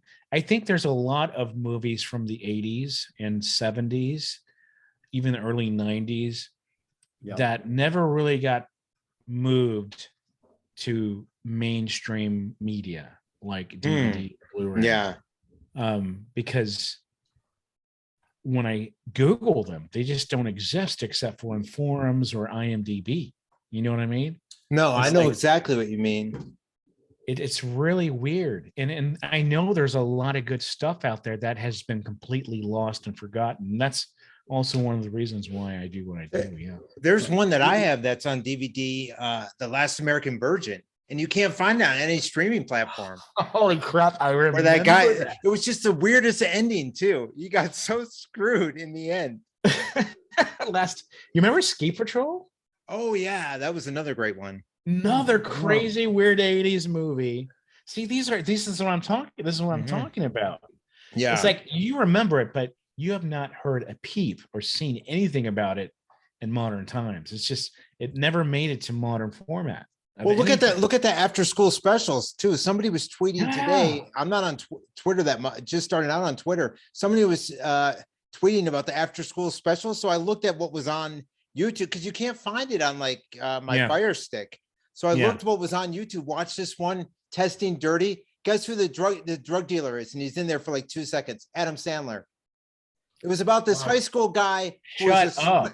Yeah, this high school guy's a swimmer, and he's clean as can be. The rest of the swim team is doing drugs left and right. He tests positive somehow. Oh, because of the Tylenol or whatever he was taking, you know? And then he took a second test but they have Adam Sandler go into the locker room. And we're like, is that Adam Sandler? And it was Adam Sandler handing out the drugs. He wouldn't even have a speaking part. It's like he was an extra. It's called Testing Dirty. That is crazy. I've never even, by the way, I plan on making a PSA video of nothing but PSAs soon. Yeah. But Testing Dirty, I've never even, I had no idea. No, I didn't know about it either until I was like, oh, I'll look to see what, after school specials are on. So this is 1990. 1990, Testing Dirty. It's on YouTube, the full movie. I'm gonna test you guys. You guys should know this movie. It's Sure. 1990. It's 1992. Okay. I'm gonna give you the cast. You want to talk about Academy Award winning actor heaven? Al Pacino, Okay. Jack Lemmon, Oh yeah. Kevin Spacey, Oh, must have been a kid. Ed Harris. Okay. So there are 4 Academy Award winners, and it also has Alec Baldwin Okay. and Alan Arkin. Don't know who Alan Arkin is. So there's a movie, an obscure movie with these actors in it. Nope. You're asking us It's to not guess. obscure. It's not not It's a obscure. major movie. Okay. Okay, so I'm guessing it's from the late 60s or 70s. No, 92. He said 92. 1992. Okay. Okay. Glengarry Glen Ross. Was it the Grumpy Old Men franchise? No. Oh, Glengarry Glen Ross. Gary That's what it's Glen called. Ross. Glengarry Glen Ross. Wow. I never heard of it. A lot of people have not heard of this movie, and it is absolutely incredible. Adapted by it's a David Mamet from his award-winning play. play, and Wow. one of the best lines is, it's a sales contest. First prize, a new Cadillac. Second prize, a set of steak knives. Third prize, you're fired. Wow. Steak knives. The Ginsu knives. Yeah. Ginsu knives. Yes, back to the Ginsu knives Jeez. by Ronco. That's Man. great. So I was searching that stuff you mentioned just now, and for some reason Deborah Foreman came up. And holy heck, she was. I think she was in a movie with was it Tom Cruise? Okay. Gosh, I'm trying to remember. It doesn't matter. Anyway, she was an absolute knockout, memorable actress from the 80s. She was a Valley Girl. Yeah. Valley Girl. Y'all remember Valley Girl? Oh, that was great. The original one. Yeah. Yeah, with Nicolas Cage. He was kind of a goth sure. guy in the movie. Him and his friend are kind of like this gothy punk dudes who go to a house party because he's so into It's so her. funny. I used to live in the Valley too, so No way. I can relate. Yeah. Yeah, So- man. Oh man, these memories. So much overload, I gotta say. No, the other one too, the other Arnold one that was so great, and I met him, was the one with Danny DeVito. Twins. What? No way. Oh, yeah. You met Danny DeVito? Well, I used to work at the Whole Foods in Beverly Hills, so everyone under the sun would come in. And I remember I helped his wife out. She's like, "Oh, how's the pizza dough? Is it good?" Rhea Perlman. How's the What? pizza dough? Is it good? I'm like, yeah, it's good. I used to help. Of course, it's great. Well, one time, Danny DeVito comes in, and I'm like, okay, now I'm gonna get to Danny DeVito. I come up to him and I'm like, "Hey, would you like a sample of our chicken salad?" He's like, "Nah, nah," Get this rubbish out of my Yeah. face. I'm Italian royalty in California. Exactly. Shut up. Although, what's his name? Mark Wahlberg was really nice. He saw that my name was Mark, so he's like, "Hey, how's it going?" Yeah, I So- hear that Mark is a pretty down to earth guy. Kelsey Grammer was too. Oh, I love Fraser, Kelsey. Cheers, very Yeah. nice guy. Jamie Yeah. Lee Curtis was all right too, but And imagine he was a superhero too. yeah, It's so He was crazy, a right? It's like superhero. part of the X-Men, huh? Okay. yeah. Gordon, you're gonna laugh at this. One time, Jack Black came in, and he goes over to the What? guys. Yeah, he goes over to the guys in the meat department, and this guy's like, "Hey, man, I got my script. I got my script. Can you read my script?" And so he goes, "Yeah, I'll take it and go home and put it on the pile of all my other scripts." Like Jack Black was like, "Come on, man, just screw you." I don't blame the guy. So your favorite Jack Black movie? For me, Tropic Thunder. Mm. Was he in Tropic Thunder? Yeah, Jack Black? yeah. He played the sergeant. He played the gay guy who pretended to be the big tough New Yorker guy. Yeah, get that thing, and then they cut, and he'd go, "Oh, thank God it's over. I just can't handle this anymore." I need to watch that. So the Tropic Thunder is such an iconic movie for a lot of reasons. I need to watch that again. There's a lot of movies I really want to rewatch and redigest as an adult, because a lot of these movies came out when I was still an immature human being, and I couldn't really appreciate some of the things. And The Go ahead. cast of that, Matthew McConaughey, Tom Yeah. Cruise, yeah, it was Jack fantastic. Black, Nick Nolte. Yeah, Um, it was a star Stiller. cast. you know, sure. and Robert Downey Jr. Oh, he kind of took the cake on that one. Well, couldn't do that anymore. Well, I think he pulled it off in a way that it'll last for a very long time. I think, in my opinion, I think he did okay on that one. Yeah, but yeah, the movie altogether is such a funny movie, and I didn't think it was good at all when it first came out. Oh, I no. thought the humor was kind of off put, and I wasn't really getting it. It wasn't until like a year and a half ago when I rewatched it that I was actually laughing at the jokes, you know. Yeah. And that's the neat thing about movies is you can take these old movies and newer movies, and when you rewatch them as an older person, as an adult, you can kind of appreciate the scripting and writing and casting that goes into it. Because as a young person, you're just going off what you know, Yeah. and a lot of people don't know shit when they're young. Mm. They're very young, dumb, full, and you know what I mean. You And don't get the joke. so it's pretty cool because there's a lot of rewatch value in these films that were aimed at a certain type of brain, if you will, and it's pretty cool to see those things again. Well, when I was in public school watching Happy Days and listening to Richie sing a song about I found my thrill on Blueberry Hill, Yeah. I didn't know what that thrill was. When was that song made? Oh my God, that's an That old was song. 50s, right?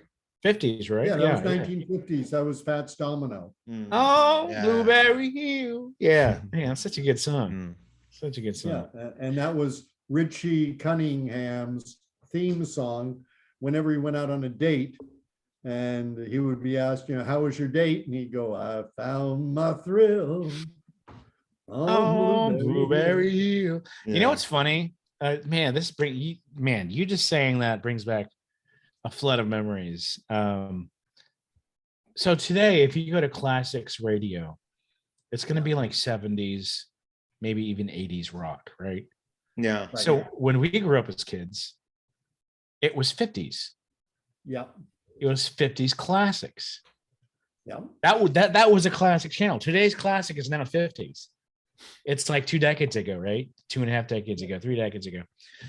And so when we would drive around during Christmas, we would listen to nothing but classics, and it would be all 50s, even 40s music.